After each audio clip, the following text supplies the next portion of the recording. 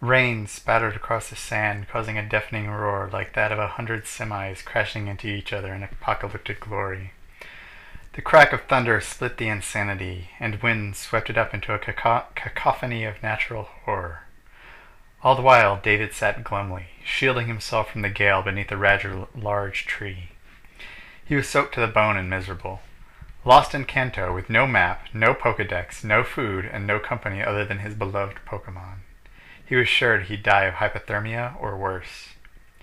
David sighed, clinging tightly to his umbrella, which proved of little worth except for some sort of morale booster. His soaked blonde hair clung tightly to his body. With an absent hand he fondled the Pokeballs in his lap. He clicked the switch on the front, releasing Gardevoir to stand beside him. "Garda?" she whispered soothingly. "No, I'm fine, Gardevoir. I just wanted someone to be with," he replied, barely audible to the young Pokemon above the ripping winds. A shallow tear formed on the rim of his eyes, but it was blotted out by the rest of the water that coagulated on everything within sight. She patted his shoulder. She was so cute, even for a Pokemon. Her thin hips swayed, her plant-like hair messed by the storm. No, what are you doing, he thought. She's an animal. But yet she was so much like a human, only smaller and covered in fauna. Plus there was no one around for miles, and no amount of masturbating could satiate the lust he felt out in the wilderness, if only he could feel the flesh of a woman against his. He put a loving arm around Gardevoir, pulling her close, and whispered, "Gardevoir, you know that I'm your trainer, right? Your master?" "Garda?" She nodded in agreement. He nodded in return. "And would you do anything for me?" "Garda?" She nodded again. He moved another hand to her, sliding it over her wasp waist and looking carefully into her eyes. She seemed to begin to understand. A look of fear welled in her eyes. David could feel the lump in his pants swell as he began to force her upon the soaked ground. The sky rumbled with thunder all around them. The trees above them croaked threateningly. The best thing about a Pokemon is that they'll never be able to tell anyone about it. In a flash his pants were off and he was atop her. She squealed and struggled, afraid to fight back because he was, indeed, her trainer. Her mind had a block in it, via years of training, years of believing he'd never harm her, that he was her best friend. He ran a hand over her leafy posterior. A probing finger slipped in between, finding a hole. He knew little of the Gardevoir anatomy, but he knew that any hole would work. He plunged his rock-hard cock deep inside her anus. It was white-hot. A wave of pleasure washed over him before the first stroke. Gardevoir screamed in pain, her precious anus being pulled to 4 times its natural size. With each thrust she screamed louder, but David couldn't hear it. The crevasse formed tightly over his shaft, gripping harder than his fist ever could. Before long he finally came, filling her sphincter with his seed. White mixed with black blood as he pulled out. Blood and feces dribbled out. The sight of Gardevoir laying there, whimpering, smeared with blood, mud, cum, and her own feces, unlocked something deep within David's soul. His heart soared at the sight. It felt so good. It was like finally discovering his place in the world. While his spirit had become free, however, his mind quivered under the weight of his actions, struggling to block these memories from existence, enabling his attack. His mouth lowered in primal instinct, extending his pink tongue. He lapped up her blood and shit, using pruned fingers to smother himself. It was beautiful. The bitter taste of her poop and the coppery taste of her blood was like magic to him. "Gardev," she moaned, hands digging into the dirt. She wept. How could she do this to him? Pain was splitting at her because of him. He said he never hurt her, though maybe he wasn't. Maybe this was fine. He flipped her bleeding limp body over. His mouth met hers, lashing about inside her toothed maw. He kissed hard and deep as he carefully fit his shitty dick into her poke vagina. The head slid in easily, and she whimpered. With a deft hand, he massaged her clitoris, whatever. She tried to pull back to cry. She tried to pull back to cry out, but he pushed into her harder. She screamed into his mouth. The vibrations filled him with ecstasy. He violently penetrated her, and wave after wave of pleasure engulfed them both. It was beyond the realm of human understanding. Collapsing universes whirled about them, being born and dying in an eternal idiot firestorm. As he came again, he thrust harder, forcing as much of himself in as he could. His penis crashed into her cervix, and she let out a blood-curdling scream, clawed hands digging into his flesh. David didn't like that at all. No, she wasn't allowed to injure him. He drove his bleaching fist into her mouth. There was a crunch, and black syrup welled up in her mouth and eyes. She gurgled, and he smiled gleefully. Disengaged from her mangled cunt, he crawled up to her face. Lifting her broken head, he plunged his dick into her wounded mouth. Gardevoir could take no more. She gave himself over to him. He was her master. She would please him any way she could, and never make another whimper in reply. She suckled on his piece as he pulled it in and out. Cracked lips smothered him, teasing glands and glands. He gripped her arms, squeezing tighter. More pain roared through her, and she sucked harder. She gagged, puking a little. The bile stung him, so he drove another fist into her eye. Through the pain she sucked, and finally he came. As he did, his mind cracked a little more. He gripped her head, forcing his cock into the back of her throat. She vomited again, squirting half-digested plant matter all over both of them, and he lashed her. Her tiny bones splintered under his blows, and he came harder at her destruction. Weeks later, David finally found himself in Cerulean City. Gardevoir wasn't looking very good. She didn't respond to vocal stimuli and couldn't see out of the eye he caved in, but he felt no remorse for it. Even so, he felt glad. She was mentally broken.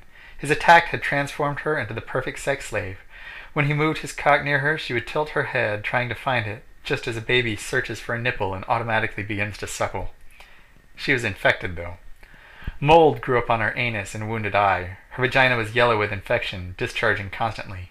She wouldn't make it another day. David rushed into the Pokemon Center, Gardevoir in his arms. He came up to the reception desk, and there was Nurse Joy. Her eyes first went to David's dumb, smiling face, but then down to the Pokemon in her arms, and she gasped. "What happened?" she said, stroking Gardevoir's hair with the gentleness of a mother. "I'm not exactly sure," he muttered coldly. "I found her like this out in the forest." Tears formed in Joy's eyes, and she scooped the poor Pokemon up, taking her over to the rejuvenation chamber for dying Pokemon in another room. After flipping the switch, the chamber filled with gases, obscuring outside eyes. Joy didn't mind that David had followed her in and closed the door. She was too busy studying a complicated-looking readout, now appearing on a computer screen. She bent over low as she typed slowly. A complete novice with computers, it appeared. And as she did, her skirt teased her thick ass. Her thigh-highs squeezed her legs delightfully. She was a delicious woman, and David would have no problem finding out just how delicious she was. He stood up next to her. "How does it look, nurse?" he asked, putting a hand on her shoulders. "Not very good. I'm afraid the new rejuvenation chamber won't be enough for, not the Pokemon, your cunt." At this, the nurse spun around. A hurt look flashed across her face, and she bit her lip. She was not exactly sure how to handle this situation. It was true that she was constantly horny. She never had time for anything outside of the hospital. Her cunt tingled at the prospect of being split. She eyed the door. Should she run? Should she have sex with a complete stranger? He seems dangerous, she thought. But as she did, her thighs pressed against themselves, pinching her slowly enlarging clitoris. David's hands began to unbutton her blouse, revealing a polka-dotted bra clasping two melon-sized breasts. "Sir, I'm going to have to ask you to step out of the office," she said with as much courage as she could muster. As much courage as she could muster. But didn't stop him. He pushed her up against the computer terminal and mouthed her nipples. She gasped as he bit one, teasing it with his tongue. He sucked on it, and she lurched, not noticing her hands slipping down to his hips. He lifted her and placed her upon the desk. Her legs spread, and she leaned back, forgetting that she was on the rag, and gave herself to him.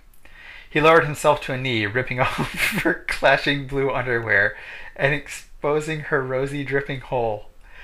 He gently tugged the string sticking out, drawing a blood-soaked tampon out of it. It fell to the floor, and thick chunks began to seep out. She burned for him, this complete stranger.